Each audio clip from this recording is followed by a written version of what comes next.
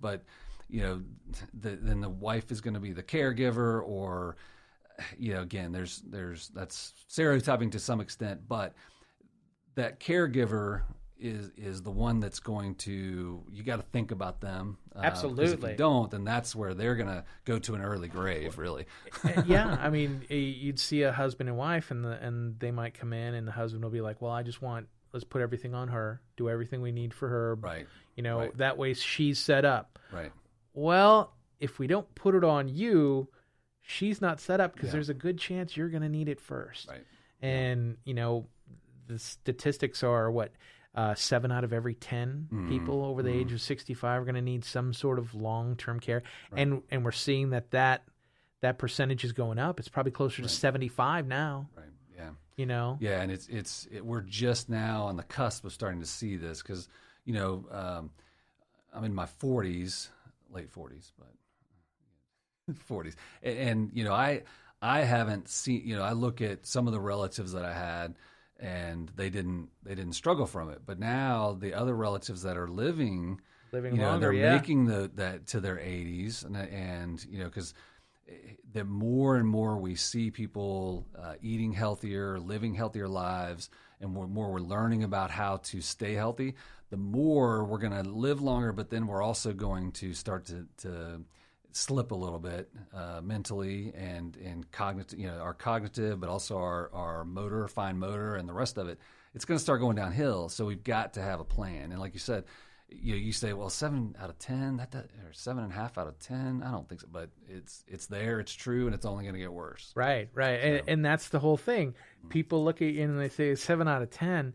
Well, you interview that same 100 people, and 70% of them are going to say, yeah, 7 out of 10, but I'm not going to be one of those. That's right. Yep. Hey, I'm not one of those right. 3. That's right. That's those 3 over there. Yeah. But you can't plan for a heart attack. You can't plan for a stroke. Yep. You can't plan for Alzheimer's. Yeah, absolutely. I mean, those. Yeah, and my wife's a physical therapist, and that's another, you bring up a good point there, because she sees so many people that, unexpectedly strokes and all that. I mean, that can change you over just a split second. You go from, hey, I'm not going to need this, to all of a sudden now your whole right side is paralyzed. You can't take care of yourself like you used to. Through PT, they do a lot of them can recover, but then you've got those that can't, and then now they're going to need some sort of in-home care. They're going to need some sort of, eventually maybe staying in some sort of facility. It's just the things that we don't know about, we have to plan for. And if you can do it without, what's nice about the asset-based long-term care which is what I deal with, is you're reallocating money from IRAs, you're reallocating things that you already have, and you're just repositioning them and leveraging that money to create more for long-term care. And then if you don't use it for long-term care, it's not like the old, where it's gone. Right. You've actually still grown it a little bit, and then if you never need it, you pass that piece on to your relatives or to your heirs. Yeah, it's about taking that money that you already have and making it work for you. Exactly. Exactly. I've heard a lot of it like getting $1 to do the work of 4. Right. Yep. That's right. Yeah. That's a great.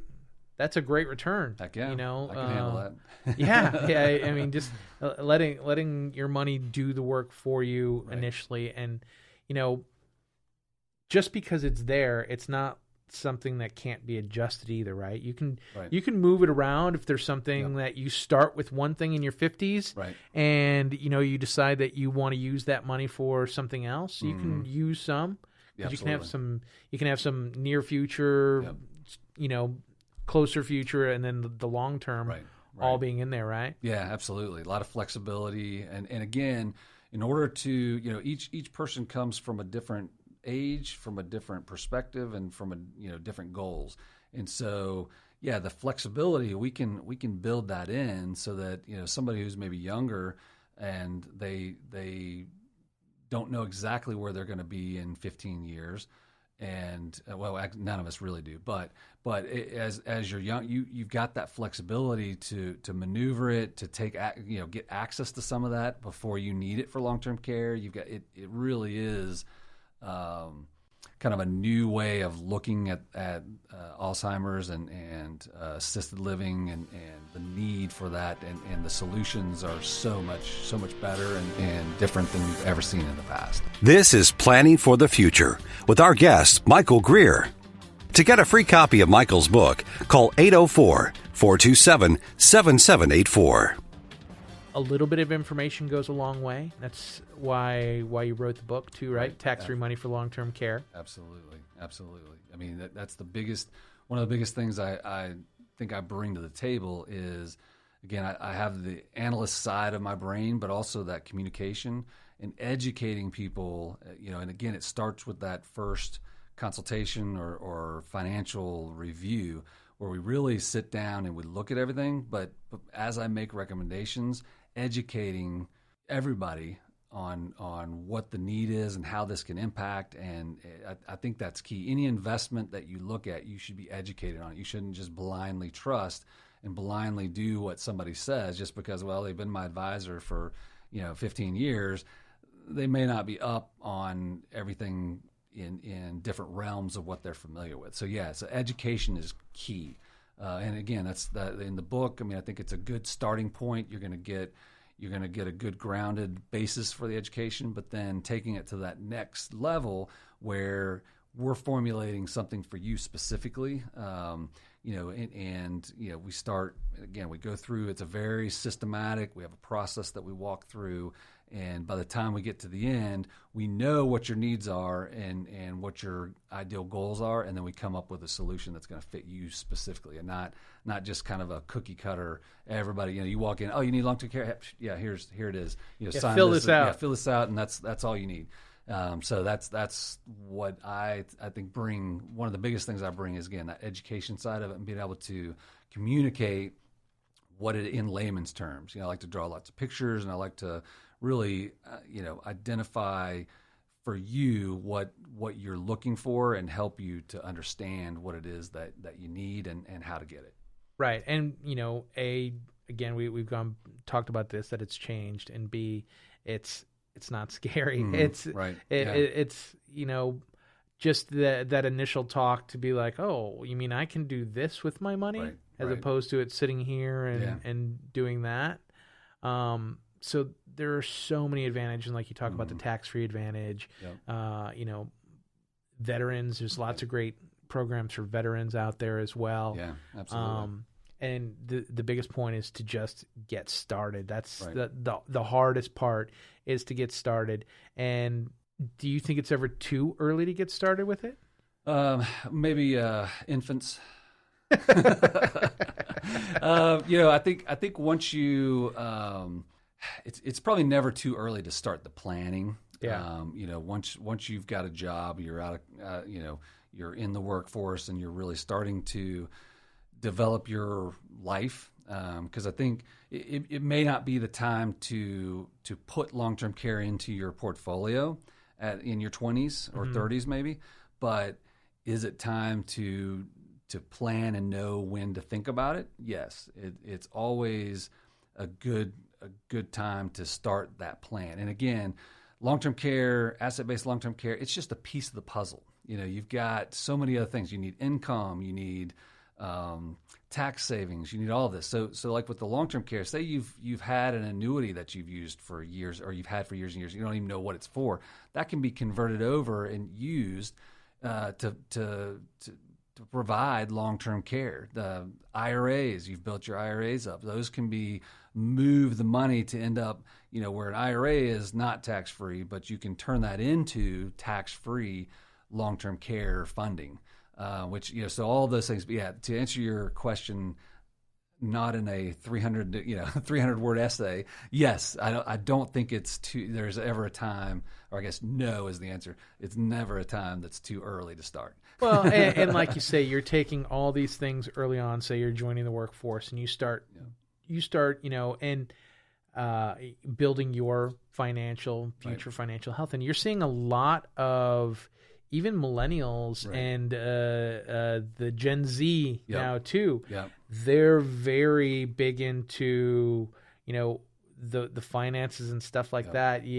They're interested in the stock market and how things run. So those things that they're building now with the asset-based long-term care is going to help them in the future as well, because, and I'm sure it's only going to get better as far as, the programs and the availability of things like that, and taking those assets and being able to turn them into long-term care where, it might be something a little bit riskier when you're younger because you can afford to take that little risk, and then you want something a little bit more rock solid. And like we said, with the COVID, people's investments were pretty safe during this time. They didn't have to worry too much about it. I know that 401ks, a lot of 401ks that took those big hits, it's going to take 5 to 7 years for some of those 401ks to recover. That took a big chunk out of that. And we don't even know now. We had a nice bounce, but we've had it go back down. And, the W or the V or whichever it is, they talk about the recovery being a W or versus a V versus, the thing about it is, especially as you get closer to retirement, being able to reallocate those assets for whether it's for income or whether it's for asset-based long-term care, taking them off the table before it's too late, because somebody, say in January, they were going to retire, and so they retired and didn't do anything with their money from a planning standpoint, left it in the market, and they thought, oh, well, I've got, $1 million in this account. Well, they woke up, end of March or May, and, they had $700,000 in their account, which, because we had about a 30% decrease in a lot of assets. And so then what do? Do you let it sit? Do you go back to work? Do you, is that going to cover what you need?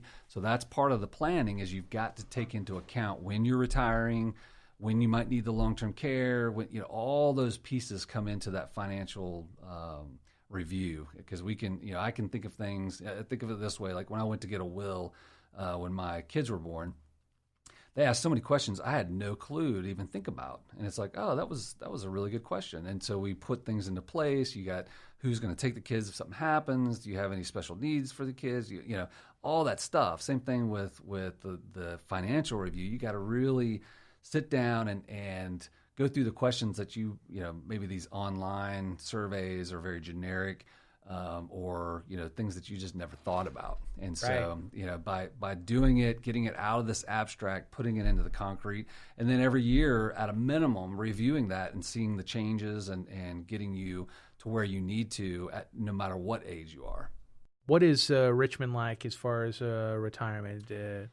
As far when you say retirement, some places are a little bit more, very retiree friendly. I would say Richmond's a pretty.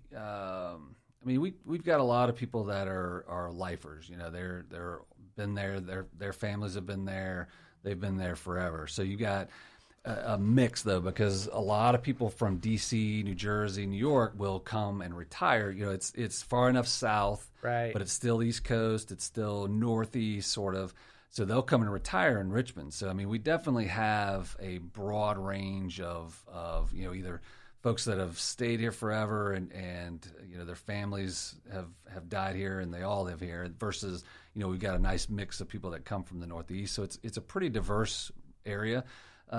We do have those that are snowbirds too, so they'll go down, which again, Richmond is not that cold, but we still, we've got our fair share of those that'll go down to Florida or wherever and buy a condo or stay in a condo 3-4 months. And then really from January to March is really our only cold time. We've got a pretty diverse retiree groups and long-term care facilities. We've got ranging. If you want to think about, okay, if I'm going to retire here, do I have a facility that can take care of me? Yes. Is it going to be cheap? No. Anywhere from $6,000, $12,000 a month. Is what So you think, well, I've got my pension, I've got my Social Security, that's going to cover a piece of it. But then, how are we going to take care of the rest of that if we need it? Right, and there's more that goes to it too. What if you need surgeries during that time? Exactly. That's basically just your rent. Right. That's right. That's right. Yep. That's just your living expenses. That's not covering all the other things